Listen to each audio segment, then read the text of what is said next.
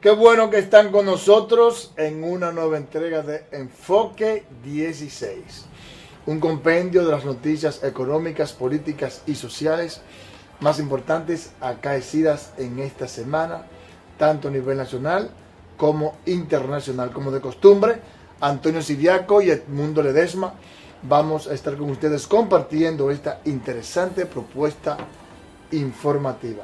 Teacher, ¿qué tal?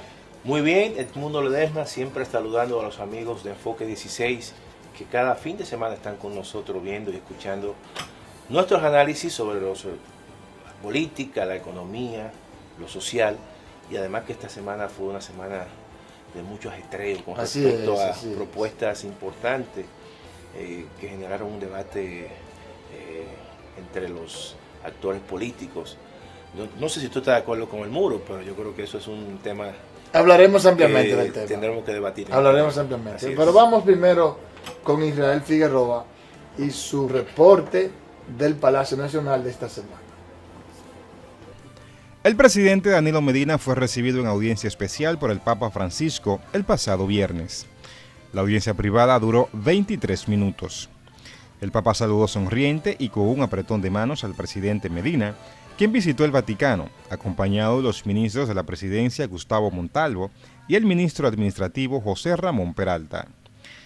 El mandatario saludó al pontífice en la sala de Troneto y a continuación ambos pasaron a la biblioteca del Palacio Pontificio.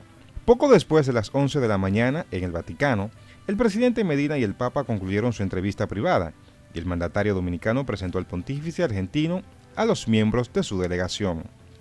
Después procedieron a la entrega de regalos habitual en las audiencias con el Papa, y en el caso del presidente Medina, este le entregó a Bergoglio un collar hecho con cuentas de ámbar con un gran crucifijo. Es un collar de ámbar. Eso es una piedra que se produce en la República Dominicana. Es uno de los metales semipreciosos. En la costa de Puerto Plata, sí. Por eso a Puerto Plata se le llama la provincia del ámbar. Sí. Y esta un medio de jícara de coco. Hecho por artesano.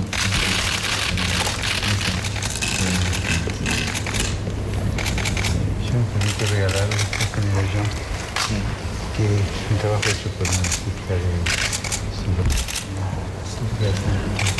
un poco no le había tenido ver mucha la exhortación apostólica evangélica insisto sobre el desarrollo de los pueblos. Sí, muchas gracias por todo.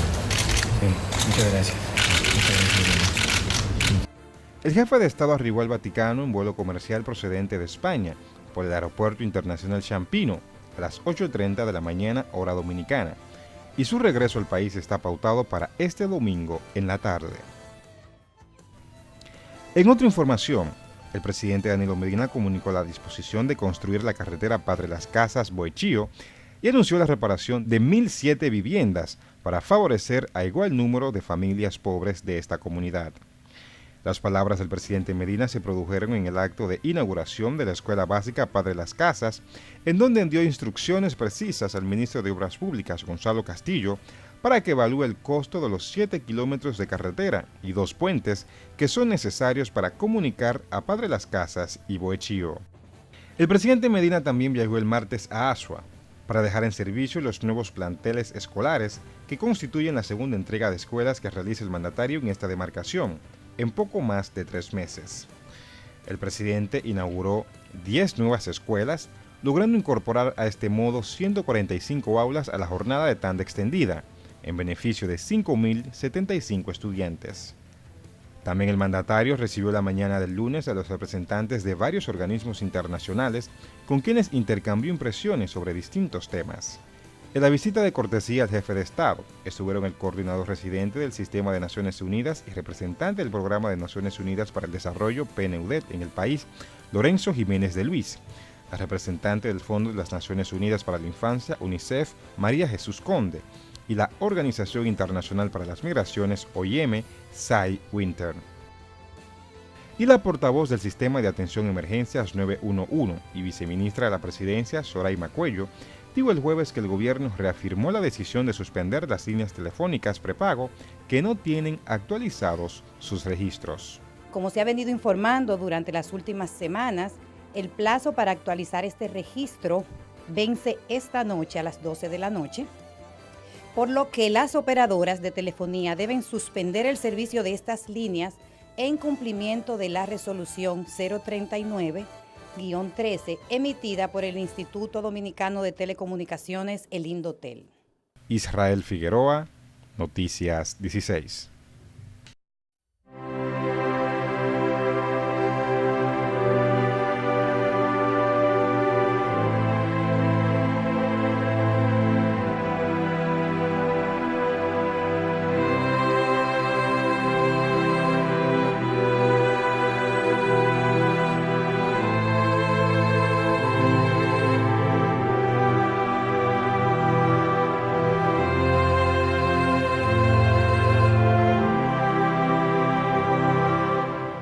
Teacher, quiero empezar los comentarios en torno al reporte de la semana del Palacio Nacional sobre la lamentable muerte de Rubén Peña, un ex miembro del Comité Central, economista destacado, ex tesorero nacional, una persona joven, afable, llena de vida y repentinamente ocurre este lamentable hecho.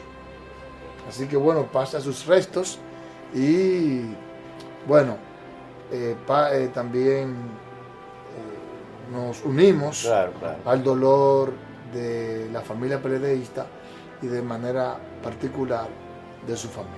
Tú sabes que Rubén Peña es un economista, fue un economista del PLD, incluso perteneció al famoso Comité de Asuntos Económicos del PLD y también trabajó en el Banco Central un tiempo.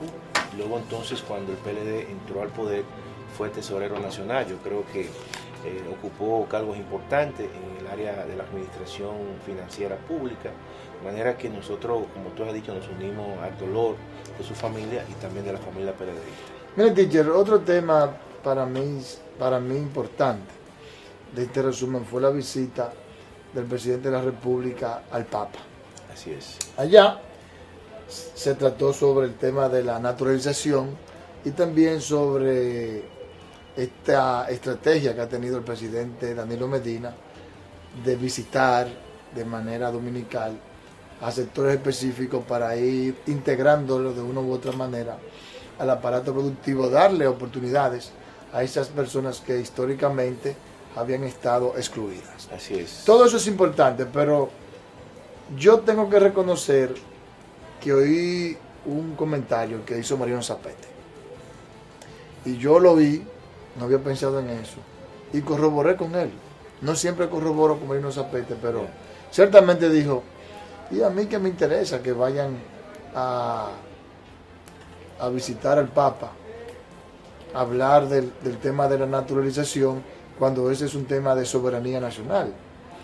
Y se le puede mandar un mensaje para que vean, alguna misiva para que vean cuál es la dinámica que está haciendo el gobierno. A mí me gustaría que el presidente hubiese ido a hablar del concordato, que ya es una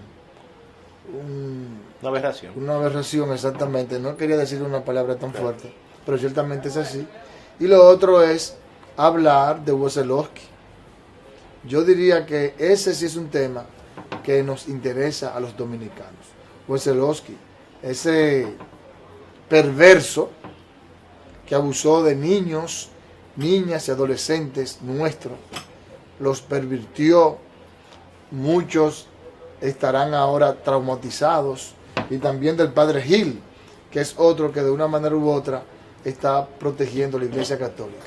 A mí me hubiese gustado, entre otros temas, que el presidente hubiese hablado de hacer una modificación al concordato y de exigir que esos dos demonios estén aquí pagando terrenalmente por ese mal que le han hecho a una cantidad de niños dominicanos. Y por supuesto a la familia dominicana, han ofendido a la familia dominicana y deben de pagar por esto. Y no están pagando precisamente porque la iglesia, porque el papado de alguna manera lo está protegiendo a unos demonios que me imagino que cuando se mueran no irán al cielo, sino irán directo al Averno, pero deben de pagar aquí.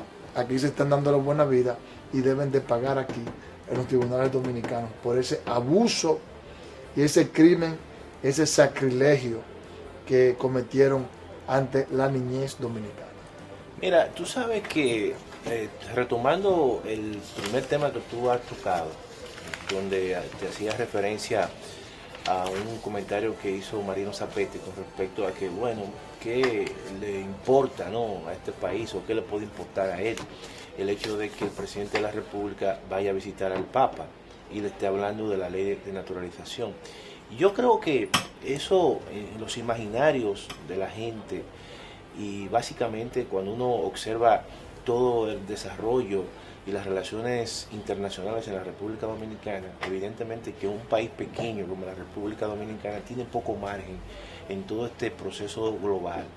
Y es lamentable decir esto, o sea, las grandes transformaciones que han ocurrido en el país son transformaciones que han venido sobre la base de la presión internacional. Y yo creo que eso, en cierta manera, países como nosotros, que somos pequeños, eso se evidencia cada vez más. Es como que siempre se tira piedra para los más pequeños, porque cuando los países desarrollados toman sus políticas nacionales vinculante con los procesos de migración, evidentemente que no toman en consideración a nadie, porque son países grandes, son países que tienen un peso específico.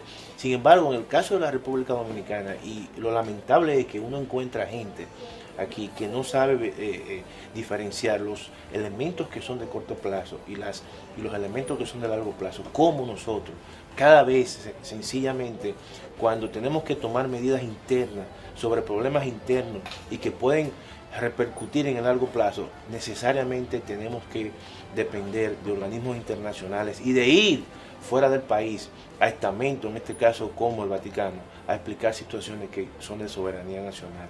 Yo creo que esos son elementos que nosotros como país pequeño evidencia que no tenemos ningún tipo de margen en un proceso global y que somos países que siempre vamos a estar dependiendo de organismos internacionales y vienen aquí e imponen una serie de criterios, bueno o malo, pero lo imponen, y entonces eso limita los cambios internos, endógenos, que tienen que salir de nosotros los dominicanos. Mira, yo pienso que la República Dominicana, corroborando con lo que tú acabas de explicar, más que ir a esos organismos internacionales, debe de abocarse a promover al ALBA y al CELAC, donde la integración de los países de América Latina, unidos en bloque, pueden empezar a exigir que haya otro trato y que las políticas económicas que se implementen a nivel internacional tomen en cuenta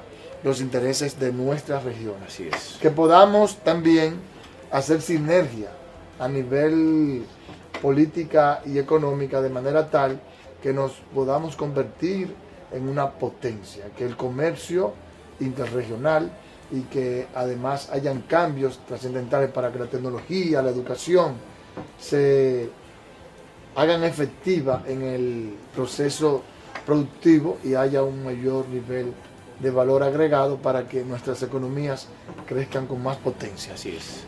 Es la única manera en la que nuestros países darán el salto hacia el desarrollo y seremos tomados en cuenta a la hora de aplicar políticas internacionales. En estos días se ha estado reuniendo el G7, ya no es el G8 porque sacaron a Rusia por el tema de Crimea y Ucrania, etcétera, y Kiev y todo eso por ahí, el lío que hay por ahí.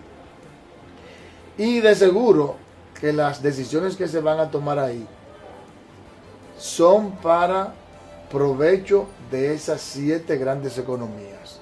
Así es. No les importa lo que pase con los países que se han quedado atrás, que se han quedado a la saga en lo que tiene que ver con el desarrollo económico, y sus decisiones harán que esas economías crezcan más, aunque eso implique que aumente la brecha entre los grandes países y los países denominados emergentes.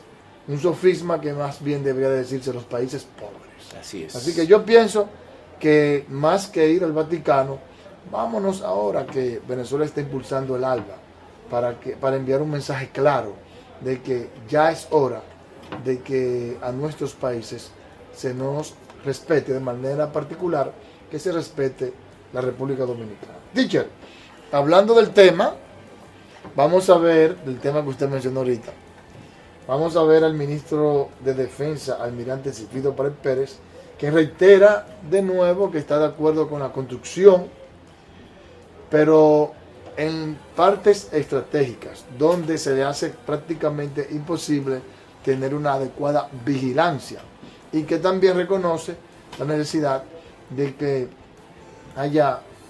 siga la profilaxis en las Fuerzas Armadas para que ese equipo que estaría ahora con esta nueva política de vigilancia y de protección a la frontera no se constituya en un grupo de negociadores, sino que hagan el trabajo que hay que hacer de proteger adecuadamente la frontera. Vamos a ver. Un muro en la frontera, o sea, muro como tal, sería imposible lograrlo. Ahora bien, lo que se pueden hacer es límites de seguridad fronteriza. ¿A qué me refiero? Pequeñas paredes o pequeñas verjas en diferentes lugares donde no haya o la presencia militar sea más dificultosa. O sea, combinar el esfuerzo humano con el esfuerzo de construcciones físicas que pueden por lo menos garantizar que los espacios van a estar resguardados. Mira, Edmundo, yo creo que con la juramentación del doctor Vinicio Castillo Semán en la Cámara de Diputados, y que inmediatamente, bueno, todo el mundo sabe cómo fue esa juramentación, qué fue lo que ocurrió previo, ¿no?, a esa juramentación, que evidentemente una parte de la bancada del Partido Revolucionario Dominicano se oponía, pero era una oposición, quizá una manera de darle un pequeño susto. Pero una vez juramentado este diputado, este político, inmediatamente introduce un tema que durante toda la semana fue prácticamente titular de la mayoría de los periódicos de circulación nacional. El hecho de proponer un muro en toda la frontera con la hermana República de Haití inmediatamente generó posiciones a favor y posiciones en contra. Y yo creo que cuando se habla de un muro, más que hablarse de un muro, se debe hablar previo a todo esto de una política nacional de frontera. Yo creo que la República Dominicana tiene que asumir eso de manera institucional. Y a propósito de esta situación que se ha generado de regularización de los ciudadanos extranjeros y en su gran mayoría de origen haitianos, es evidente que la República Dominicana tiene que asumir una política nacional de frontera, como han asumido todos los países, Estados Unidos con México, el caso de España con toda la parte de Marruecos, Nicaragua con Costa Rica. Todo eso hay que asumirlo globalmente. Y luego entonces, como tú explicabas anteriormente, ver, y como decía el ministro de Defensa, ver en los lugares estratégicos si se puede hablar de un muro, pero se puede hablar también de alambres, una serie de cosas que yo creo que en cierta manera pueden proteger y pueden fortalecer toda la política de frontera. Y eso, todo ese debate no solamente se dio a nivel de los medios de comunicación, sino que en la misma Cámara de Diputados, el presidente de la Comisión de Fronteras, el diputado José Díaz, también se refirió a eso y dijo que se iniciarán los estudios sobre el anteproyecto de ley que busca la construcción de un muro. Inmediatamente también algunos senadores tuvieron una reacción tanto a favor como en contra, y de todas maneras vamos a ver en este corte las declaraciones de José Díaz y también de los senadores Amílcar Romero y Julio César Valentín. Vamos a verlo. En ningún país de América Latina donde hay migraciones, es decir, y hay islas incluso donde conviven dos países con disimilitudes socioeconómicas, culturales, y no estoy de acuerdo. Por tanto, es su opinión, la respeto, pero no la comparto.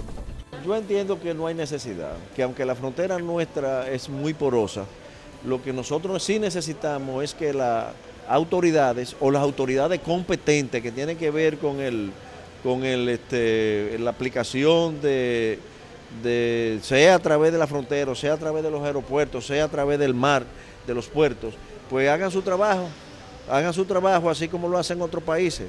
No hay necesidad de poder establecer una división de esa naturaleza. Ese proyecto llegó a comisión, yo presido la comisión, nosotros vamos a oír todos los sectores, hay que hacer vista pública, pero en estos momentos tengo que estar un poco imparcial, aunque está fronterizo, porque es un tema que está muy caliente y está en el tapete. Dijo el ministro de Defensa en una de las varias declaraciones que tuvo que dar en esta semana, que para poder implementar una política efectiva de frontera se necesita alrededor de 5.000 millones de pesos y que el presupuesto que tienen actualmente es de unos 320 millones de pesos, que se necesitarían alrededor de 2.500 miembros del SUFRON, ahora hay alrededor de 1.500. Pero además, no vale de nada que se den todos esos recursos y que se incremente el número de agentes si los que estarían en la frontera, más que cumpliendo con el deber a la patria, están en negocio, como es por lo menos la percepción que se tiene. Y yo diría que quisiera ver los bienes de los miembros del SUFRON, a ver si siguen siendo militares que viven de una manera modesta o si repentinamente ya todos son millonarios, porque recuerda que he dicho en varias ocasiones que en este país no sé para qué se estudia economía, no sé usted para qué estudia economía. Así es. Y yo me puse de que hacer maestría de Doctorado, economía y jodienda, sino lo que hay que estudiar ciencias navales para hacerse multimillonario.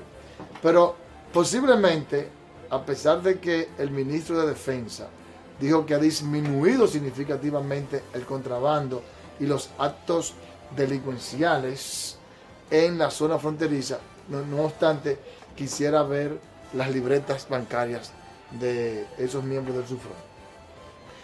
Y en consecuencia, lo que quiero decir es que más que construir un muro y más que aumentar el presupuesto, que no es que estoy en desacuerdo, pero primero hay que fortalecer el nivel de institucionalidad.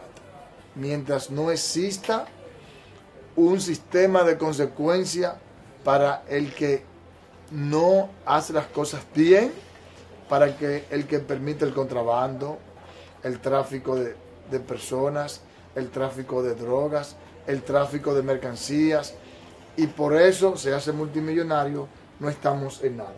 Por eso es que yo corroboro con lo que dice el vicepresidente ejecutivo de la FINU,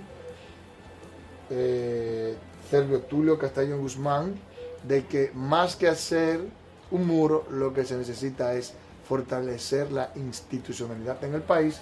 Y veamos también al representante del programa de las Naciones Unidas para el Desarrollo, Lorenzo Jiménez de Luis, quien rehusó referirse al tema, alegando que no habla de temas futuribles. Como decía el ministro de las Fuerzas Armadas, no deja de ser utópico, en honor a la verdad.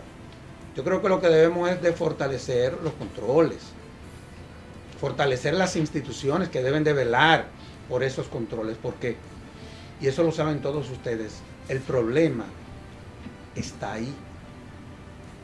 Entonces vamos a apostar a eso, a fortalecer nuestras Fuerzas Armadas.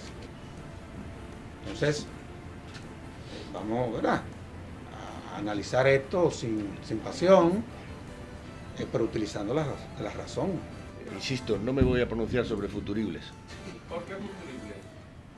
Porque a día de hoy no hay muro, ¿o sí? No, le hago la pregunta. Pues eso, que no me voy a pronunciar sobre futuribles. Que es una propuesta. Mira, la verdad es que yo creo que siempre este tipo de medidas que se proponen con respecto a la construcción de cualquier tipo de división a nivel territorial, a nivel de migratorio, siempre genera posiciones a favor y posiciones en contra. En todos los países del mundo, la presión migratoria de países más pobres a países más ricos genera divisiones al interior de la sociedad. Y muchas veces se crean posiciones un tanto, por un lado, ultranacionalistas o nacionalistas, se crean una serie de epítetos de gente que en definitiva están a favor y otros que están en contra. Y en el caso de la República Dominicana esa situación obviamente que se ve es muy evidente, ¿no? Hay una gran disputa, ¿no? Un gran conflicto entre ciudadanos dominicanos, intelectuales, incluso personas extranjeras. En esta semana el presidente de la Mesa de Migraciones en la República Dominicana, William Champerter, dijo que la República Dominicana, que todos aquellos que planteaban esas posiciones de construcción del muro eran posiciones un tanto racistas y que esa no era la solución para detener los flujos migratorios. Pero también los ciudadanos dominicanos opinaron y se vieron muchas posiciones en contra, lo mismo que la senadora Sonia Mateo, que es senadora por la provincia de Dajabón. Vamos a ver en este corte esas diferentes posiciones a favor y en contra sobre la construcción del muro. Vamos a escuchar, vamos a ver. Un muro no resuelve nada y además la motivación del muro es un muro del odio racial. Nosotros sí apostamos de que la migración debe ser controlada y regular, pero con énfasis de protección de los derechos humanos. Pero un muro no resuelve ningún tipo de problema en cualquier parte del mundo. Poner muro en la frontera, eso no controla. Ese muro, según el ministro de las Fuerzas Armadas, que es un experto en seguridad, ayudaría enormemente a las Fuerzas Armadas a controlar la frontera. Estados Unidos lo ha hecho en México con gran efectividad. España y otros países lo han tenido sin ningún tipo de dificultad. Y no es un muro de odio, no es un muro de confrontación, es un muro de orden. Parece ser que la dirección de esta Cámara de Diputados le está dando privilegios que me irritan.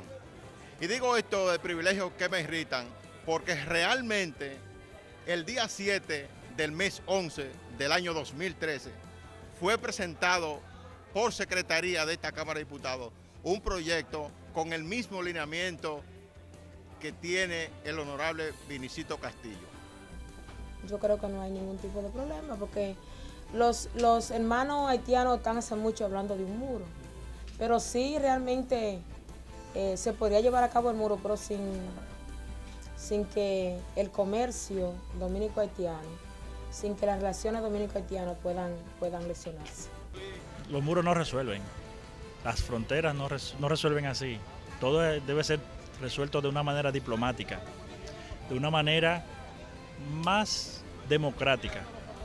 Eso no resuelve. ¿Por qué te digo que no resuelve? Porque los haitianos son traficados por dominicanos inconscientes. Lo que hay que hacer conciencia primero aquí, tener conciencia y no vender la patria. Tú sabes que uno lucha en Estados Unidos para conseguir una residencia y aquí consiguiéndola así, por nada, por amor, por capricho, por cheles. Eso es una idea de una persona. Cada quien lanza su idea de lo que quiere, de lo que estima que es una solución para el conflicto. Y debe respetarse y evaluarse. No debe construirse un muro físico para regular esto. Lo que hay que construir un muro de moralidad entre las personas que vigilan nuestras fronteras, para que puedan pasar los que tienen autorización y que no pasen los que no tienen autorización. Mire, teacher, cambiando de tema, en esta semana hubo un suceso extremadamente lamentable en el local del PRI. Y es que en un momento en que fueron a desalojar a los seguidores de Julio Jiménez, estos se resistieron y eso provocó un enfrentamiento con la gente de Trajano Santana y trajo como consecuencia un herido. De gravedad. Vamos a ver ese episodio.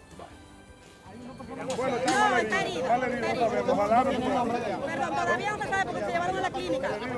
¿Cómo fue esto? A la más cercana de aquí.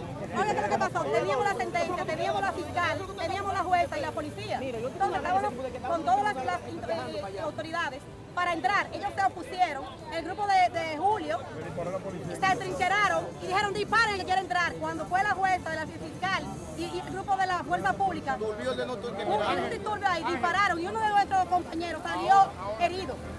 Es muy lamentable que en esta altura de juego gente que se precien de ser dirigentes de una organización social, sea partido o la que sea, puedan propiciar, promover ese tipo de hechos evidentemente vandálicos en la que un ciudadano indefenso, sin ningún tipo de arma ni de intención agresiva, uno que ni siquiera sabe a quién le disparó porque fue un disparo que sale del local del partido ante la penetración de un juez con una orden del Ministerio Público y respaldado por la fuerza pública, pues ese disparo pudo ser a cualquiera de ellos.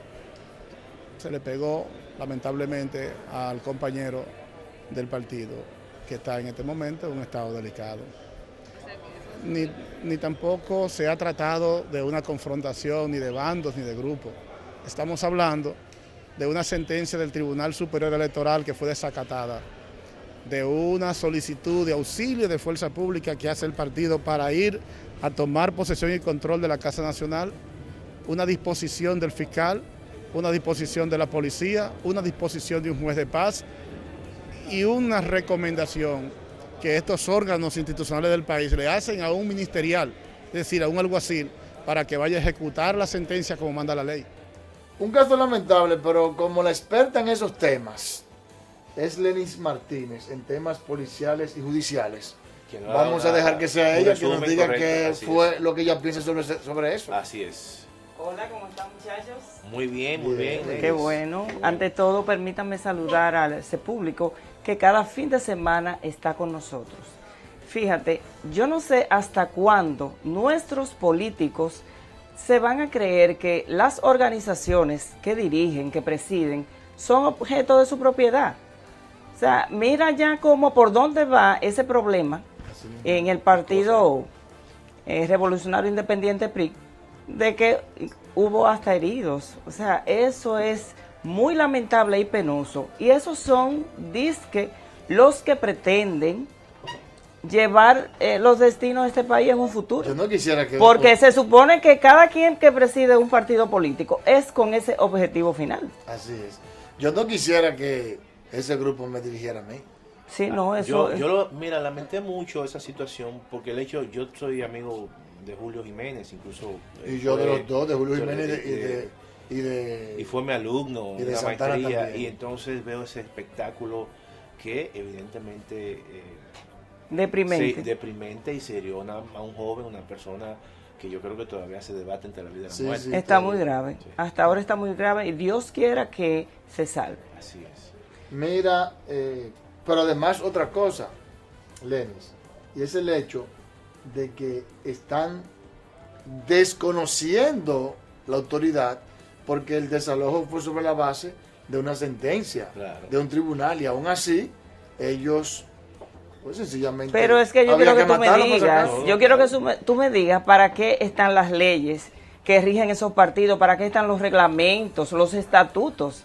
O sea, es para poner orden y que las cosas no marchen tan arbitrariamente. Se supone que es para eso. Además, el Tribunal Superior Electoral le había dado ganancia de causa a la facción del doctor Trajano y obviamente que la facción de Julio Jiménez tenía que acatar. Así es. Hace un año y medio atrás, el tribunal dictó una sentencia que favorecía a Julio Jiménez y hay que reconocer que Trajano la acató. Así es. Porque por eso no estaba allá adentro, así que no entiendo. Así es. Lenis, en el ámbito judicial, ¿qué me tienes? Bueno, para esta semana... Así es. ¿Qué les tienes al público? Claro que sí. Para esta semana hemos preparado un pequeño resumen de todo lo acontecido en este ámbito y sobre todo las declaraciones que dio un legislador por una citación que le hizo el Ministerio Público. Veamos. Iniciamos este resumen judicial con el diputado David Herrera, quien calificó como un show político la citación que le hizo la Procuraduría Especializada de Persecución a la Corrupción Administrativa para interrogarlo en torno a las denuncias de que varios legisladores habrían vendido los electrodomésticos que le fueron entregados por la Cámara Baja para ser distribuidos el pasado Día de las Madres. Manifestó que esta versión que se le atribuye fue desmentida y debidamente aclarada. Con la finalidad de hacer daño a la gestión más pulcra y transparente que ha tenido la Cámara de Diputados, bajo la gestión de Abel Martínez Durán, que ha conectado a la Cámara de Diputados en el seno de la sociedad. Nunca se había visto que un presidente de la Cámara meta 600 empleados a los barrios de la capital a hacer el operativo que hizo Abel Martínez. En otro orden, el Procurador General de la República, Francisco Domínguez Brito, instruyó a la Procuraduría Especializada contra el Tráfico Ilícito de Migrantes y la Trata de Personas fortalecer la persecución y castigo contra la explotación sexual. Domínguez Brito indicó que los extranjeros propietarios de establecimientos que se lucran de la explotación sexual y el proxenetismo será tramitada su deportación por ante la Dirección Nacional de Migración. Pasamos ahora a la Suprema Corte de Justicia, donde su presidente rehusó referirse a las supuestas ejecuciones extrajudiciales de presuntos delincuentes a manos de la Policía Nacional. Mariano Germán sostuvo que como presidente del Poder Judicial solo debe referirse a los casos que entren por alguna jurisdicción de justicia. Solo los hechos, los elementos fácticos que como tales entran a la justicia por los canales correspondientes tienen respuesta del presidente de la Suprema Corte de Justicia. Ningún otro tipo de declaración, ni ningún otro tipo de hecho. ¿No se vulneran derechos? Pero yo no puedo emitir, solo lo que entra por la vía correspondiente, por los canales correspondientes a una jurisdicción, sobre eso yo opino y opino por sentencia. Varios sectores de la sociedad han denunciado que la Policía Nacional ha retomado la práctica de ejecuciones extrajudiciales con la excusa de eliminar a los sicarios. La fiscal del Distrito Nacional, Jenny Berenice Reynoso, afirmó que el sicariato en el país llama a profunda preocupación y aclaró que no en todos los casos se ha tratado de ajustes de cuenta, por lo que entiende hay que seguir adoptando medidas preventivas para contrarrestar el flagelo. Nosotros venimos pronunciándonos sobre el tema del sicariato desde Santiago. Hemos dicho que vemos con mucha preocupación. Y el sicariato ya no solo es por ajuste de cuenta. Nosotros el sicariato en el caso de Jordi Vera no fue un ajuste de cuenta. En el caso de la joven Natacha Sin y la otra y Zuleika no fue un ajuste de cuenta. En el caso del ingeniero Crespo en el Cerro de Gurabo en Santiago. Es decir, yo creo que ya el sicariato rebasó un poco el tema del ajuste de cuenta y está en otras áreas también. En otro tema, el juez suplente del cuarto juzgado de la instrucción del Distrito Nacional renunció de conocer la solicitud de nulidad del proceso de investigación que realiza la fiscal del Distrito Nacional en contra del exministro de Obras Públicas, Víctor Díaz Rúa. El magistrado Leomar Cruz adoptó la decisión a los fines de que la Suprema Corte decida sobre un recurso de casación interpuesto por el querellante Freddy Aguaviva y la Fundación Primero Justicia en contra de una decisión que lo designa para conocer el caso. De su lado, la fiscal del Distrito Nacional, Jenny Berenice Reynoso, dijo que está de acuerdo con la decisión del juez de abstenerse de conocer el caso y que no pone objeción a que otro juez lo conozca. El querellante recurrió en casación y el querellante hoy le ha pedido que deje sin efecto la audiencia hasta tanto la Suprema Corte se pronuncie. El juez acogió esa solicitud y se suspendió sin fecha. Desde la pasada audiencia nosotros cuestionamos el nombramiento, la decisión emitida por la coordinación nombrando a un juez de paz. Interpusimos a un juez de paz de tránsito. Interpusimos los recursos que establece la ley, un recurso de oposición.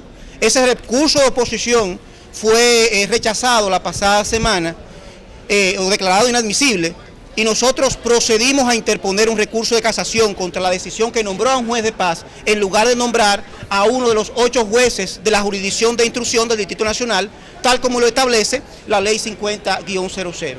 Esa petición es una petición, desde mi punto de vista, absolutamente infundada, carente de base jurídica. Ese no es uno de los casos en que el Código Procesal Penal autoriza a una parte a interponer recurso de casación. Yo se lo voy a anunciar. Ese es un recurso de casación que está condenado a ser declarado inadmisible. Con relación al juicio que se le sigue a los presuntos culpables del atentado que sufrió el abogado y comunicador santiagués Jordi Veras, su padre, Negro Veras, dijo que solo quiere que se haga justicia contra cualquier persona que pudiera resultar culpable de los hechos del atentado de asesinato contra su hijo Jordi, quien perdió su ojo derecho y otros daños irreparables. Fíjate, Lenny, muy interesante, abarcador tu reportaje, pero yo me quiero concentrar en el tema de el diputado, el honorable diputado David Herrera. ¿Qué te pareció esa declaración? Bueno, fíjate, la verdad es que las actuaciones de nuestros legisladores últimamente dan mucho que desear, porque él se queja primeramente de que por ser PRDista, que lo han llamado y lo han citado y han querido hacer un show porque así lo ha llamado. Pero yo pienso de que todo político que ocupa un cargo público, cuando se ve cuestionado acerca del uso que le ha dado al erario, simplemente debe de dar las explicaciones del lugar, sobre todo si ha hecho un buen uso del mismo. Es lo que yo pienso. Oye una cosa, es la gran ironía o la gran contradicción. Fue él que dijo que hubo un mal manejo de parte de los tipos. Fue él que hizo la denuncia. Sí, fue entonces, y se retractó oye, luego. Oye, como él dice, que es lo que me da risa. O sea, primero le quieren hacer daño porque el PRD, pero luego que le quieren hacer daño al presidente de la Cámara de Diputados, que es del PLD. Pero el que le ha hecho daño con esa declaración a los diputados y, si se quiere, a la imagen del Congreso y del presidente, ha sido él. Pero con esa declaración. Pero cuidado, si el daño lo quería hacer él, y al ver que las cosas quizás no le salieron como pensaba, pues como que la torta se viró. Pero yo digo que los PRDistas, los PLDistas, los reformistas, igualmente deben de dar explicación acerca del uso que le dan al erario. Vuelvo y reitero, esos son fondos del Estado, por ende, de la mayoría de todos nosotros. Ellos no pueden disponer del dinero, del barrilito o barrilote, como quiera que se le llame. Ni el corralito. Exactamente, no pueden disponer de esos recursos como ellos quieran o pretendan. O sea, tienen que dar explicación. Así es. No importa el partido que sea. Tú sabes que hay diputados que tienen, durante todos estos tiempos, han tenido poca presencia, en términos incluso de presentar proyectos de ley. Y muchas veces salen con una serie de tonterías y denuncias para llamar la atención y quedan como Cantinflas. Mira, él ha quedado como un Cantinflas. Es un buen nombre, yo le puse el diputado mentiroso. Y que por supuesto, gracias a Dios, porque ha hecho una cantinflada, no ha sido cercenada la imagen ni del Congreso ni del presidente de la Cámara de Diputados, sino la de él. Así es. Que dijo una mentira, un disparate. Y cuando lo llamaron a capítulo, porque lo bueno del caso es que él pensaba que no lo iban a llamar. Y como no han llamado... Por eso te digo, no le salió quizás como esperaba. Así es. Pero fíjate una cosa, y ya fuera de todo esto, independientemente de este suceso, deja mucho que decir. Y al parecer es como dicen, en la forma de cómo los congresistas llegan hasta ese sitio, hasta ese puesto. Porque a veces veo declaraciones de algunos diputados y senadores que yo me pregunto como ciudadana, pero ven acá, y esa es la persona que me representa, que crea leyes. Eso es como algo insólito. Así es. Bueno, muchas gracias. ¿Cómo Lenis, excelente tu participación esta Gracias. semana. Como Tú sabes siempre, así que es. precisamente ella me trató de los dos temas. Y lo articuló bastante. Exactamente. muy Y yo bien. precisamente quiero articular una idea sobre la base de esas declaraciones salomónicas de él. Y es que, fíjate que primero está el tema de el balazo que le dieron al dirigente del PRI. Y luego está el tema de esta declaración de un legislador PRDista. El PRI es un vástago del PRD. ¿Pero qué tú quieres decir con eso? Bueno, que tanto el PRD como sus incisiones son sinónimo de caos. Pero mira Y que- eso me hace, lo del PRI, me hace recordar lo del 12 de enero. Lo de enero del 2012. El show que hizo el PRD. Y tú ves el PRD, el PRI, sus legisladores, todos actuando en el desorden, el caos, la falta de transparencia, la opacidad. Pero Dios mío, ¿qué es esto? Pero- Tienen que hacerse un... Me pusiste a hablar del PRD. No, lo que pasa es que no debe de olvidar que también el PLD salió del PRD. El Y PLD. y es como si fuese una pesadilla y un sueño. Bueno, pero recuérdate que Juan Bosch Entonces, se salió del por PRD eso- diciendo, no, ya el PRD... No, pero te quiero No hay nada decir- que hacer con Te eso. quiero decir que también hay que decir que el PLD... Digo, es fruto pero tampoco el PRD es una maravilla. El PLD tampoco es una No, maravilla. lo que estoy diciendo es lo siguiente. Pero por lo menos tienen más prudencia. No, pero claro, lo que te quiero decir es que uno se ha constituido en un sueño, un dulce sueño, y otro se ha convertido en una gran pesadilla. Así es, vamos a una pausa.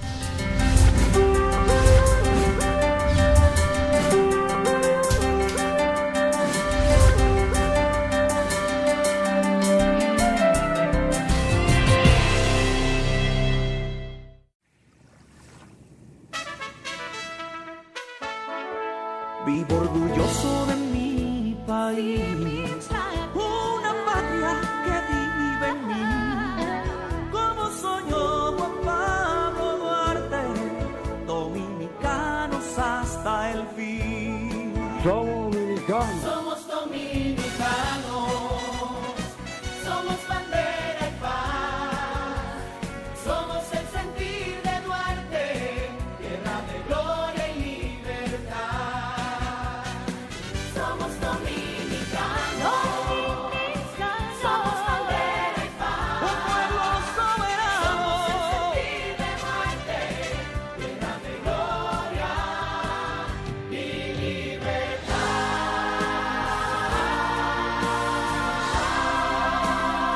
Somos dominicanos.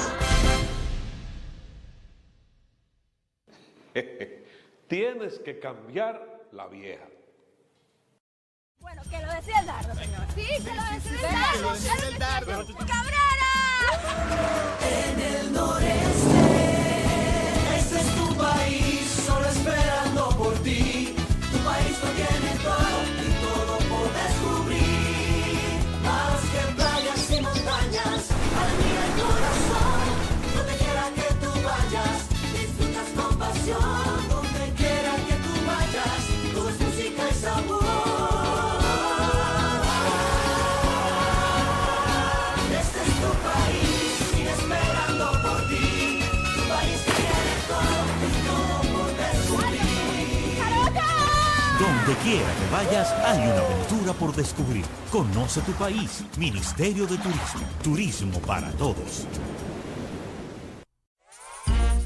Imagina que trabajas duramente para realizar tu gran sueño, comprar tu carro nuevo. Sabes que necesitas hacer un gran esfuerzo para obtener los recursos necesarios para convertirlo en realidad. Entonces, comienzas a trabajar y a ahorrar para esto. ¿Qué pasa? Un año más tarde llega el gran día y descubres que los recursos por los cuales te esforzaste tanto no son suficientes para comprar el carro de tus sueños, sino que solo te dan para algo más económico. Esto quiere decir que el valor de tus recursos se redujo producto de la inflación. Es sencillo. Si tienes 1,000 pesos y no hay inflación, 1,000 pesos valdrán 1,000 pesos.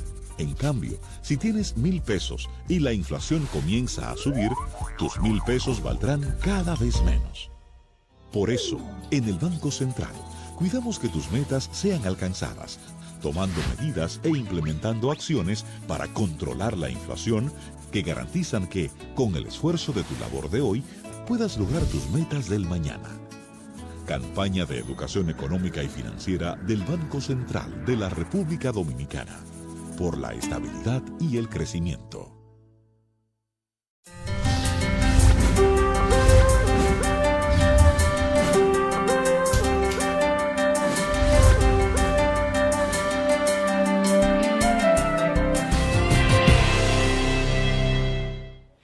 Seguimos con Enfoque 16 y ahora Josy Miguel, en las tecnológicas. Así es. Muy fuerte. El experto en la tecnológica.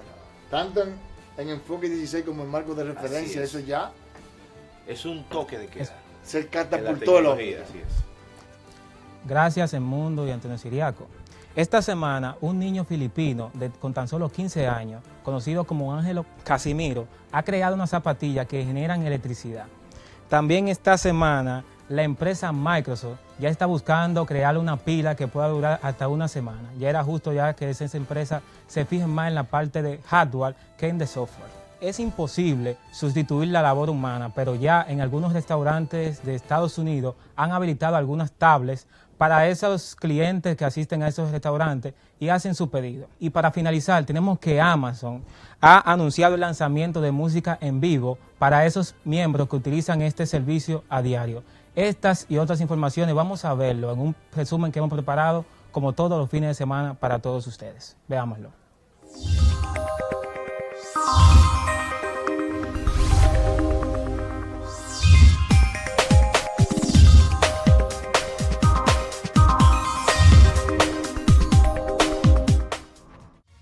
Damos inicio a nuestro resumen tecnológico con un niño filipino de 15 años, quien crea unas zapatillas que genera electricidad. Se llama Ángelo Casimiro y con tan solo 15 años ha inventado un pequeño generador de energía que puede entrar en cualquier zapato. Este adolescente filipino ha creado este artilugio perfecto para cargar smartphone o cualquier otro dispositivo. Puede cargar linternas, celulares, radio y cualquier otro dispositivo USB.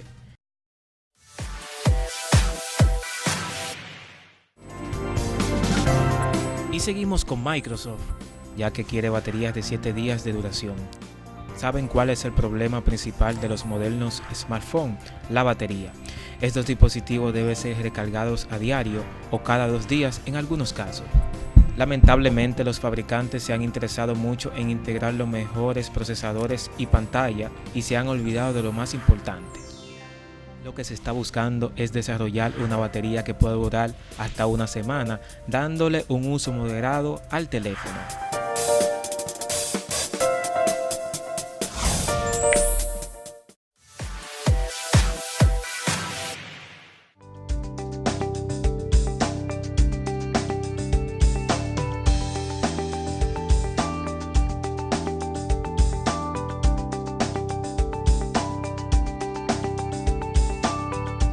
Es imposible sustituir la labor humana en los restaurantes, pero algunas tareas ya están empezando a ser asumidas por la telemática.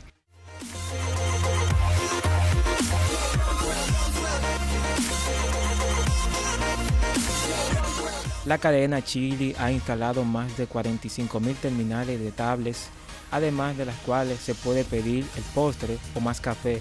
Además se puede pagar la cuenta mientras se espera que le sirvan, tras ver el menú en la pantalla.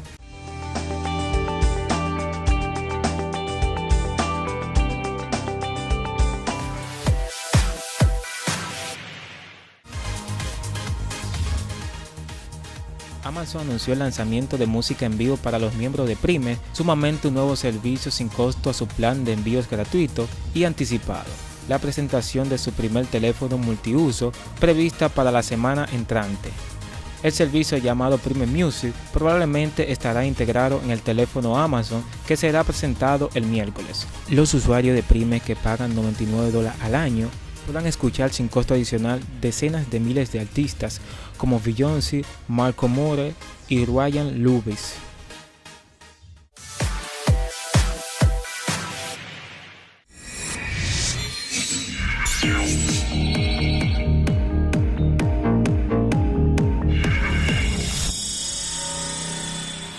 Y seguimos con Microsoft, ya que lanzará versión táctil de Office para tablets Android. Microsoft está considerado lanzar primero la versión táctil para tablets de Office en Android antes que para Windows 8. Se comenta que la versión de tablets para Windows 8 se ha retrasado hasta el 2015, pero la compañía sigue adelante con la versión para Android este año. Después de haber conseguido llegar a las 27 millones de descargas para iPad el pasado mes de mayo, Microsoft parece querer que el lanzamiento de la versión táctil de Office para la siguiente plataforma goce al menos de la misma buena acogida del público.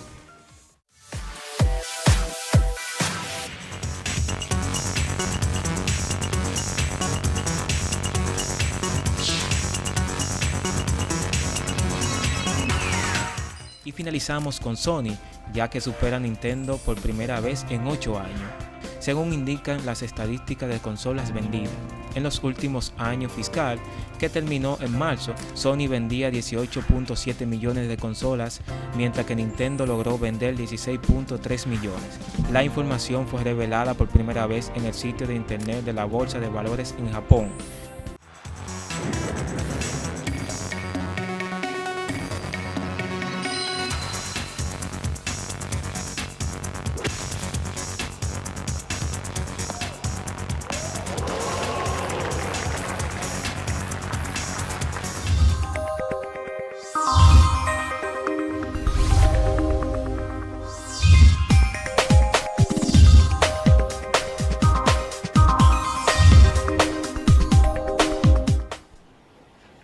Yo necesito, con carácter de urgencia, que tú me localices a ese niño filipino que crea energía a través de los zapatos.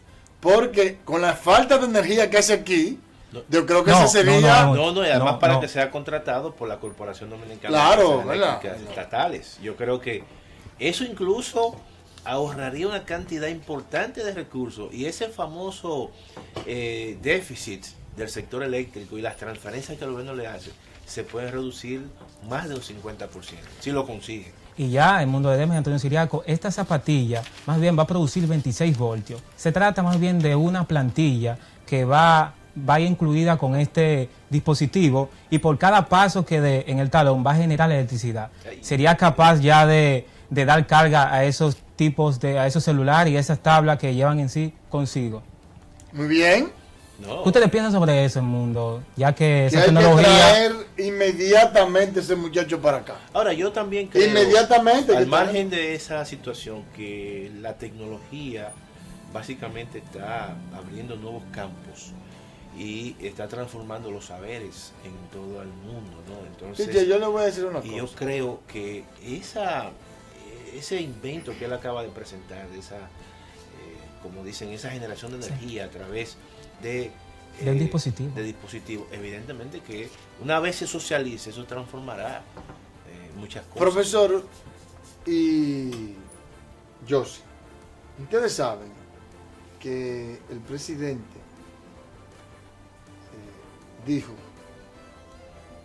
la educación es el otro nombre de la libertad. Así es. ¿Verdad? Eso quiere decir que el que es un analfabeto está preso. Totalmente. Entonces yo le diría a usted lo siguiente. Yo pensé que con esta maestría que yo estoy casi finalizando de Relaciones Internacionales, iba a finalizar mis estudios, leer un libro que de vez en cuando, como el que estoy leyendo ahora que tengo aquí. Pero ya me he dado cuenta que lamentablemente voy a tener que aprender tecnología. Porque ya definitivamente el que no sabe de tecnología es todo un analfabeto. Tú sabes que es todo un esclavo. Tú sabes que verdaderamente que lo que es una constante es la continuidad. Así es. De manera que lo que tú acabas de decir implica que siempre el ser humano está en un proceso de aprendizaje permanente. Y hay que reconocer que también que la tecnología le está facilitando la vida a la gente. Así es. Y mucha gente se ha agilizado, se ha achicado. Claro.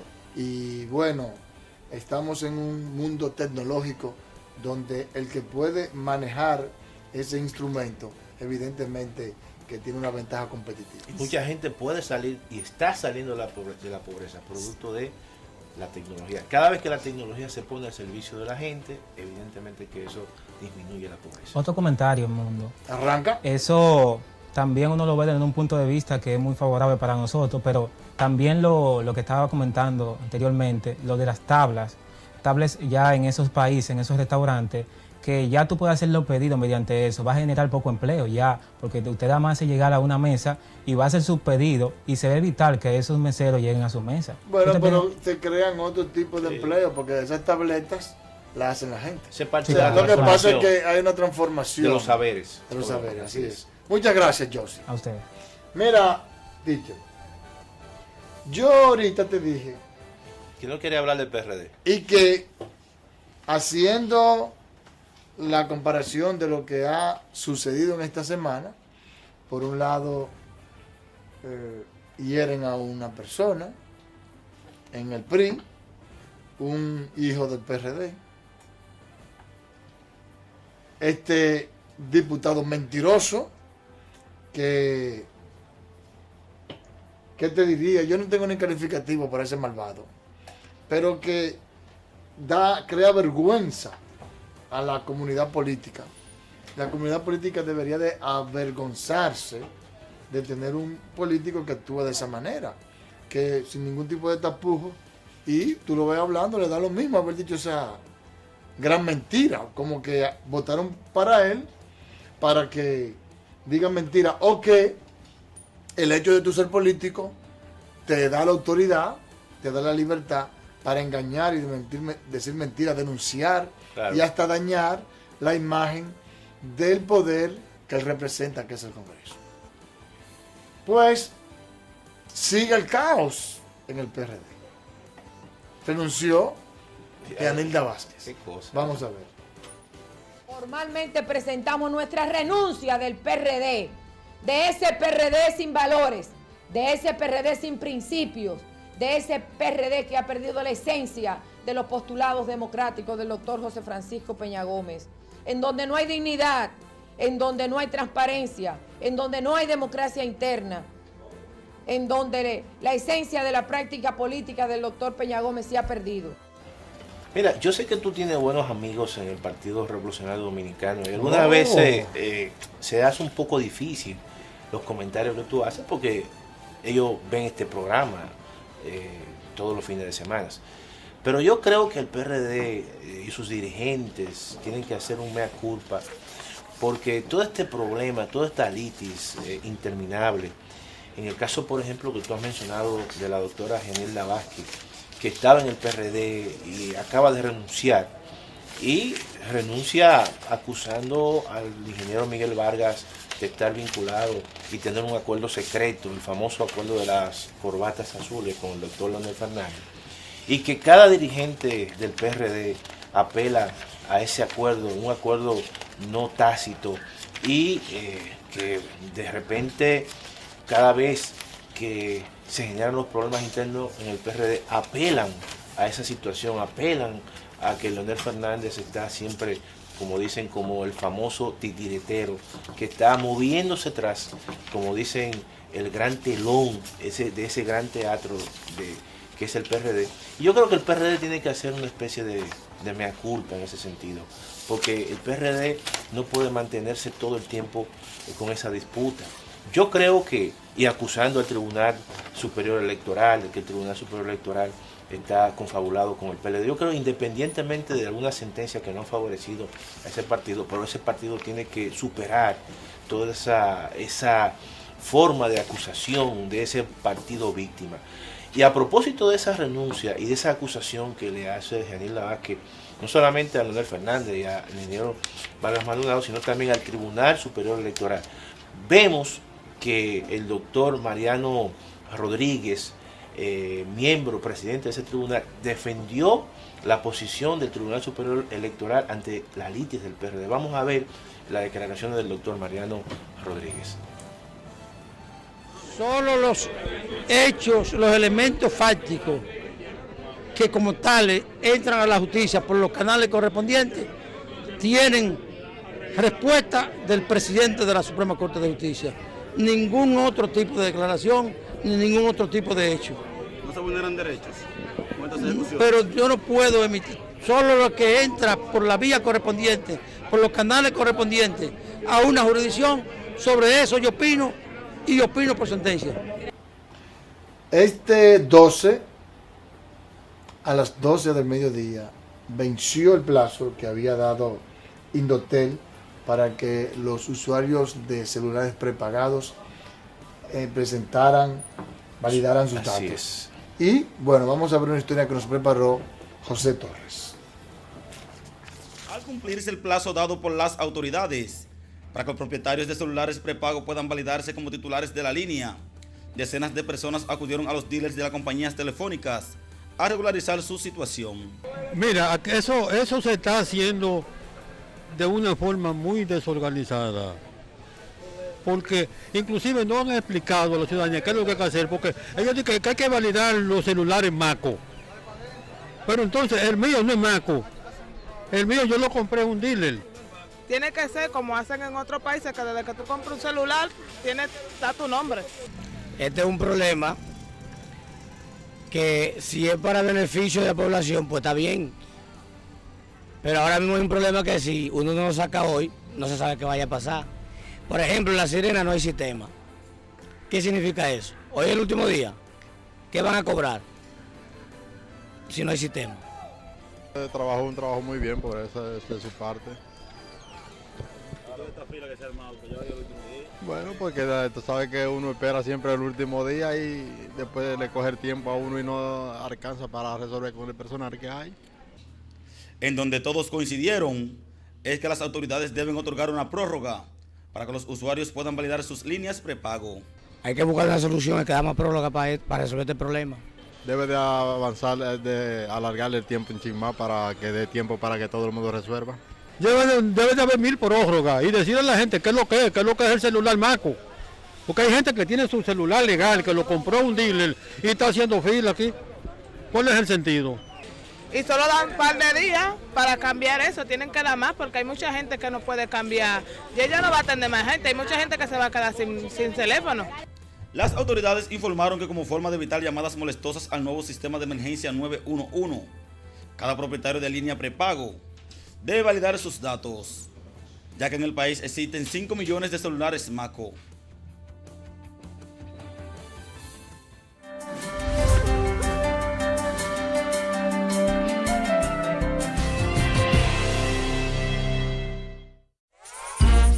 Imagina que trabajas duramente para realizar tu gran sueño, comprar tu carro nuevo. Sabes que necesitas hacer un gran esfuerzo para obtener los recursos necesarios para convertirlo en realidad. Entonces, comienzas a trabajar y a ahorrar para esto. ¿Qué pasa? Un año más tarde llega el gran día y descubres que los recursos por los cuales te esforzaste tanto no son suficientes para comprar el carro de tus sueños, sino que solo te dan para algo más económico. Esto quiere decir que el valor de tus recursos se redujo producto de la inflación. Es sencillo. Si tienes 1,000 pesos y no hay inflación, 1,000 pesos valdrán 1,000 pesos. En cambio, si tienes 1,000 pesos y la inflación comienza a subir, tus 1,000 pesos valdrán cada vez menos. Por eso, en el Banco Central, cuidamos que tus metas sean alcanzadas, tomando medidas e implementando acciones para controlar la inflación que garantizan que, con el esfuerzo de tu labor de hoy, puedas lograr tus metas del mañana. Campaña de Educación Económica y Financiera del Banco Central de la República Dominicana. Por la estabilidad y el crecimiento. Hola, soy Arlizo. Si sufres un accidente laboral, ya sea en el área o en el trayecto hacia y desde el trabajo, recuerda procurar que tu empleador reporte el mismo lo más pronto posible a la ARL y así recibirás el 100% de las atenciones médicas. Ten presente que en menos de 13 días, luego del reporte, recibirás las prestaciones económicas que te corresponden. Administradora de Riesgos Laborales, para que trabajes sin preocupaciones. Ah, y recuerda, La prevención contribuye a la salud laboral. Las plantas a carbón mineral se manejan de manera más limpia y ambientalmente responsable gracias a los avances tecnológicos. El carbón mineral puede quemarse limpia y efectivamente con tecnologías que mejoran día tras día. Las plantas que construimos están inscritas en el Mecanismo de Desarrollo Limpio, MDL, en armonía con la calidad ambiental. Las cenizas que producen son usadas en la industria de la construcción y la agricultura. Transformar nuestra matriz a carbón mineral y gas natural es el inicio de la solución para tener un estable y eficiente sistema energético. Corporación Dominicana de Empresas Eléctricas Estatales, CDEE.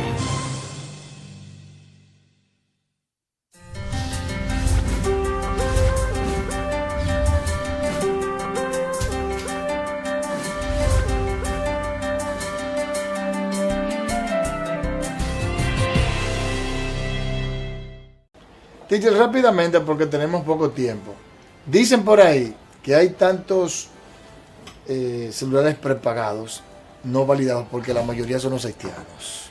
A esos teléfonos le llaman macos. Pero los macos son diques de los haitianos. Pero en realidad eso es una medida que tiene que ver con la seguridad nacional, por el hecho de que los miembros de seguridad tienen la percepción de que el crimen organizado usa esos teléfonos y que también las bandas usan ese tipo de teléfonos. Por ejemplo, esas llamadas que se hacen desde las cárceles son precisamente con esos teléfonos prepago. La Procuraduría dijo que iba a cortar, anular la línea, la posibilidad de que se llamara, pero no ha sido así.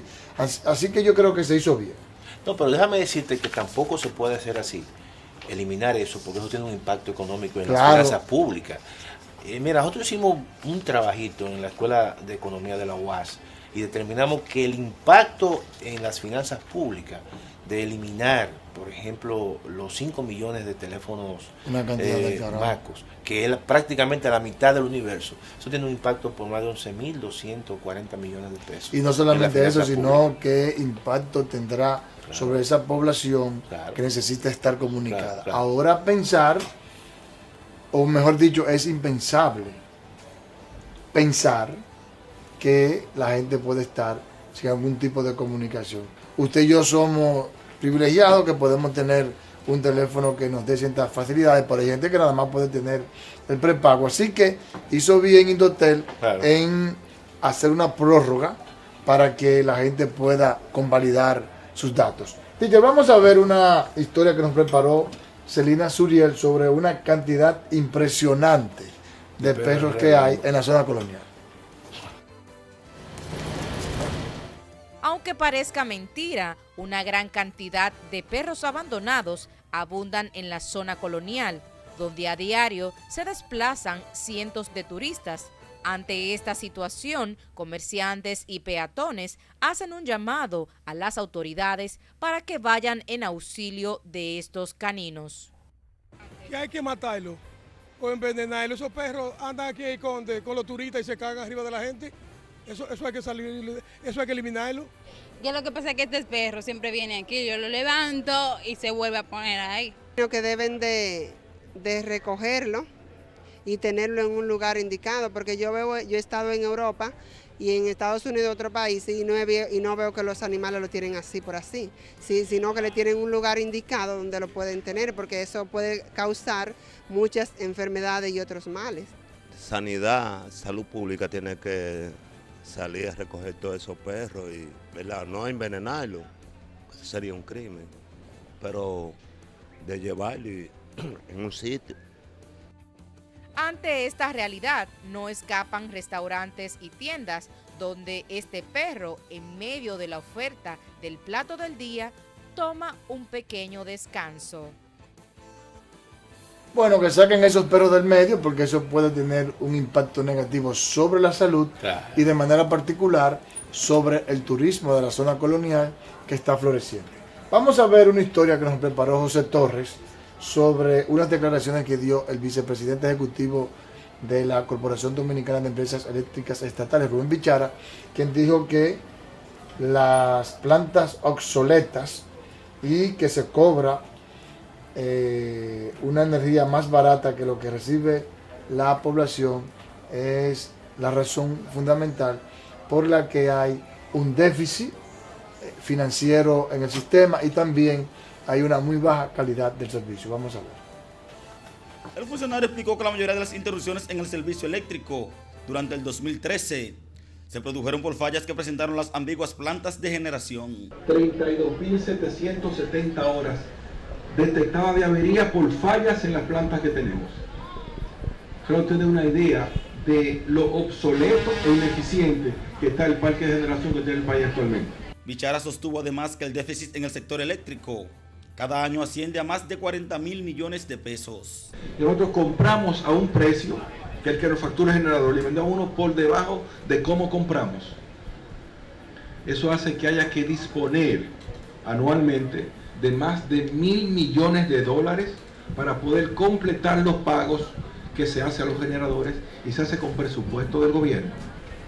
¿Y saben ustedes cuánto cuesta cada minuto el déficit eléctrico? $3.000 por minuto. Nos toca a nosotros. $3.000 por minuto. En lo que tenemos acá, calculen ya cuánto se ha llevado el déficit del sector.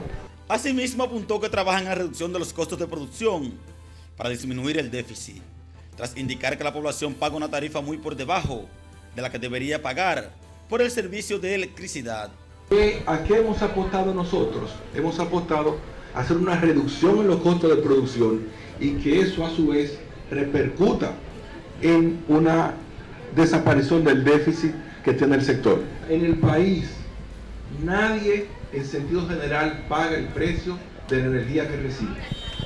Todo el mundo es subsidiado en sentido general. Si nosotros lleváramos la tarifa al precio que debe estar, tendríamos segmentos que habría que incrementarle un 127%. Rubén Bichara señaló que las pérdidas en las cobranzas de las distribuidoras de electricidad están en un 36%. Mira, yo pienso que todo ese proceso de transformación de la matriz energética, obviamente que es una gran tarea y una larga tarea que tiene que hacer el gobierno dominicano, de ir sacando todas esas plantas de altos costos que obviamente laceran las finanzas públicas y además que los niveles de pérdida son bastante altos. Yo creo que las declaraciones que hemos visto del licenciado Rubén Bichara va en la línea correcta, el mundo le dejo. Terminamos, teacher, el programa con un reportaje que hizo Israel Figueroa, que no quiero que se quede, sobre la alta contaminación del río Osama. Así es. Con este reportaje finaliza Enfoque 16 y nos vemos la próxima semana. Así es. Los residentes de la ribera del río Osama llamaron a las autoridades a aumentar los programas de saneamiento, ya que el nivel de contaminación es tal que podría poner en riesgo su salud. Yo no he visto a nadie limpiándolo nada. A veces los del ayuntamiento que sacan una hierbita ahí a la orilla. Solamente. El que mete un pie en ese río ahí, se lo come como si fuera sanguijuela. Como si hubiera sanguijuela. De la contaminación que tiene. De la contaminación que tiene. Bueno, que vengan al auxilio de nosotros, que vengan y hagan limpieza profunda, que saneen ese río, que le den seguimiento. No es nada más cámara y hablar de las cosas malas de la ciencia. Mientras que otros consideran que la responsabilidad no puede ser solo de las autoridades, sino también de los vecinos del lugar, quienes contribuyen a la contaminación lanzando desperdicios. Eso viene siendo como una responsabilidad social que tiene que ver con el Estado y como nosotros mismos como personas. La Junta de Vecinos ha puesto de su parte, pero necesitamos el apoyo del gobierno. O sea que ese río necesita algo profundo, que es dragar ese río totalmente. La persona puede contribuir y a veces hasta tirar menos basura. Pero esta acción contaminante encuentra la justificación de pescadores, quienes argumentan que la deficiencia del ayuntamiento del distrito para la recogida de basura los obliga a lanzar los desperdicios al río. No, porque digo, tú en realidad si tú no tienes, si no han de recogerla, nadie viene a recogerla, han de que tirarla en el río porque no hay otra opción. Pero también lamentaron que no se les dé seguimiento a los operativos del Ministerio de Salud Pública y que esos sectores estén en la palestra pública solo cuando reciben la visita de algún dirigente político en actividades proselitistas. El ministro de Salud vinieron lo de del Senado y ni ahí abajo fueron. Se supone que primero ellos tienen que ver la foca de contaminación que está ese río, en la situación en que está ese río. Según estudios, en el río Sama se depositan 90.000 toneladas de basura al año. Israel Figueroa, Noticias 16.